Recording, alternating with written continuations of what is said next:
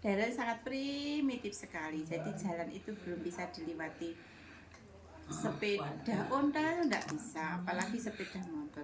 Di Desa Bomo itu ada satu sepeda motor itu, jadi tidak ada mobilnya juga satu. Nah, setelah itu kan ada orang yang mencari gua gitu, tanggal 5 Maret 95 itu kebetulan itu hari raya yang beberapa itu kakak saya yang di Magetan pulang. Bapak bilang, "Le, mbahmu dulu pernah ngambil air di belakang situ, bawa obor, yang namanya obor itu daunnya kelapa, itu diikat, itu sampai 7 ikat tuh masuk ke dalam. Nah itu enggak tembus kemana arahnya, tapi di situ banyak airnya. Nah begitu terus bapak sama kakak saya masuk ke dalam ditemani oleh saudara-saudara kita. Tapi alhamdulillah karena itu petunjuk Allah, memang itu yang terbaik untuk kita, ekonomi kita sudah berangkat semuanya berkat adanya Guakom. Masuk itu Yun Sewu gelap, terus cuman batunya batunya ya batu yang besar itu, berarti tidak ada petunjuk. Itu alhamdulillah. Kalau pengalaman orang masuk gua kan harus ada tambangnya, itu tidak pengalaman, hanya masuk, duduk orang tuh masuk mulai pagi jam 9 sampai jam 11 itu keluar, alhamdulillah masih selamat semuanya, hanya pakai lampu petroma. Alhamdulillah setelah itu kita mengajukan ke Pemda, kakak saya itu tidak ada respon sama sekali, mengajukan kemana tidak ada respon sama sekali. Akhirnya membawa wartawan sendiri dari Magetan, kan kakak saya ada di Magetan, itu terangkat. Begitu terangkat alhamdulillah Guakom mulai dikenal. Alhamdulillah ekonomi masyarakat terutama Bomo itu tidak ada namanya di Kabupaten Pacitan, masyarakat terbelakang, desa terbelakang, desa termiskin, makannya tiwul gitu. Makannya tiwul, tidak ada banyak sama sekali, tidak ada banyak sama sekali. Alhamdulillah setelah ditemukannya Guakom itu listrik tidak ada, air tidak ada, kaki itu tidak ada alas kakinya, hanya kita hanya berjalan kaki. Karena kalau pakai alas kaki Yun Sewu, pokoknya primitif banget lah. Barang mewah ya. Tidak bisa kita dengan membayangkan, itu tidak bisa sama sekali. Alhamdulillah berkat adanya Guakom. Terus waktu itu saya masih usia 25 kurang, terus sampai saya disuruh pulang karena di Surabaya dengan suami, suruh pulang, suruh menjalankan kepala desa. Alhamdulillah saya tidak tahu kepala desa itu apa, itu tidak tahu. Berjalan 3 tahun itu saya tidak merasakan jadi kepala desa. Ya, oh betul kepala desa itu saya gitu. Alhamdulillah karena semua itu juga panggilan dari yang di atas. Insya Allah semuanya amanah dan berkah. Setelah itu semuanya mudah saya mengusulkan, tapi memang setelah itu kepala desa yang tercerewet, tergalak sampai sekarang itu yang Bomo. Karena kalau usul semuanya sebelum terrealisasikan saya minta, karena waktu itu di desa itu tidak ada namanya uang. DD itu baru 15 juta. Bang Des zaman itu bukan Bang Des, itu baru 15 juta. Terus kita bayaran perangkat itu dari 20 yang dapat insentif itu hanya 5, 10 itu kita bagi 20 waktu itu. Alhamdulillah berkat kita semuanya, karena juga perhatian Bomo, alhamdulillah jalan yang dulunya tidak bisa dilewati itu alhamdulillah harus ada makadam, terus sedikit demi sedikit, terus listrik ada, terus alhamdulillah dari air. Dulu itu kalau kita mengambil air itu paling enggak 6 kilo jarak dari rumah itu, dan itu pun antri 1 minggu. Senin antri, baru minggu ke depan itu baru dapat air.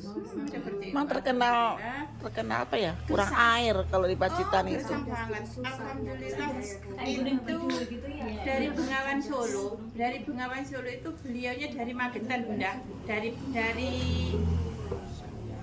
Dari Gorang-Gareng atau mana itu, alhamdulillah mengusulkan dari Bengawan Solo itu. Alhamdulillah di sini ada salah satu sumber itu kita angkat, jadi kita bisa menikmati air itu dari yang itu awalnya dari SMA Asia Sunyata Yogyakarta, langsung kita bekerja sama dengan SM itu langsung dengan Bengawan Solo. Alhamdulillah dinikmati sampai sekarang.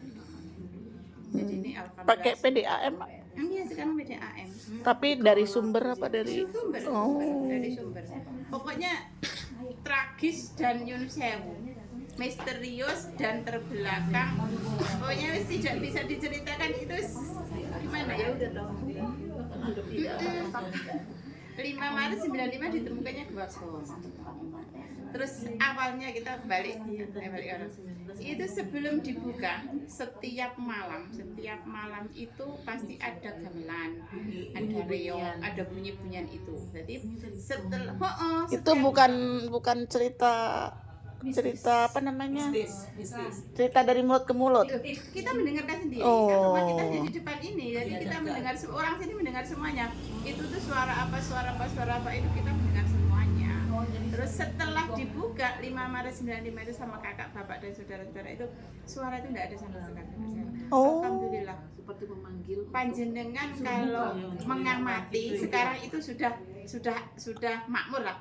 Panjenengan kalau mengamati kok ada kehidupan, gitu, kok ada kehidupan, kok ada ekonomi di balik semua itu. Semua itu karena apa? Bentuk warganya ya. Karena sini bukan tanah, Destinasi. tapi batu bertanah, Padas. batu bertanah. Gitu. Jadi kalau panjenengan ibu-ibu mengamati itu, kok bisa ya untuk bercocok tanam, kok bisa itu karena itu juga kebesaran Allah memang benar adanya. Kakak dan panjenengan bisa silaturahmi ke Dikri, ke Pacitan yang memang seperti ini. Panjenengan ini saya nanti kembali ke sana menambah iman yang lebih kuat. Karena memang kondisi kita yang seperti ini. Jadi bertambah bersyukur ya. Ya alhamdulillah, iya aku bertambah bersyukur karena kita memang benar-benar. Ibu udah berapa kali masuk ke gua tersebut? Setiap Kamu datang. Oh gitu. Saya itu mulai awal jadi kepala desa Bu Ani, Pak SBY itu kesini terus. Saya itu disuruh jadi kader Demokrat dulu, saya tidak berani karena apapun saya bisa seperti ini karena masyarakat Bomo. Sekecil apapun kalau saya masih pegang Esa, suruh masuk dewan saya tidak mau. Pokoknya saya pengen dengan masyarakat. Kalau politiknya ditaruh sana taruh sini ya. Karena saya bisa seperti ini masyarakat Bomo. Dan Bukan dewan. Saya bisa dekat dengan masyarakat Bomo. Jadi setiap saat itu saya tahu masyarakatku yang tidak bisa makan itu siapa, yang keberatan untuk beli lauk tempe, tahu itu siapa. Jadi kita lebih dekat, lebih sayang, lebih nyun sewu bisa seperti ini karena masyarakat gitu. Dan hanya saya suruh dewan tuh dari Kurka, dari PKB, dari PD itu semua sudah Deketin, angkat jadi melamar. angkat jadi gitu. Tapi saya nyun sewu, saya tetap enjoy jadi kepala desa karena bisa istiqomah soal. Tapi tidak pernah di rumah. Tidak pernah di rumah. Apalagi waktu cerita Pak SBY kesini boleh ya, tentara-tentara itu Masya Allah. Di Mau sini mampir ke rumah Oh, iya, sini. di sini itu alhamdulillah sampai detik ini polisi, tentara itu sebenarnya seperti keluarga. Jadi tidur di sana, tidur di sini biasa. Yang dilematis Karena kita meskipun saya single parent, mereka saya tidak punya niatan untuk yang jelek, tapi saya punya niatan untuk menjalin silaturahmi, juga untuk mengangkat almarhum yang di sana gitu loh. Tetap meskipun seperti ini, ya ini rumah almarhum, ini juga rumahnya Pak Arol, bukan rumah saya gitu. Jadi saya tetap mengangkat beliau biar beliau juga lebih enak di sana. Gitu. Oke. Bukan yes. Insya Allah. Mana ada yang istiqomah nggak? biasa semangat untuk single parent. Iyalah.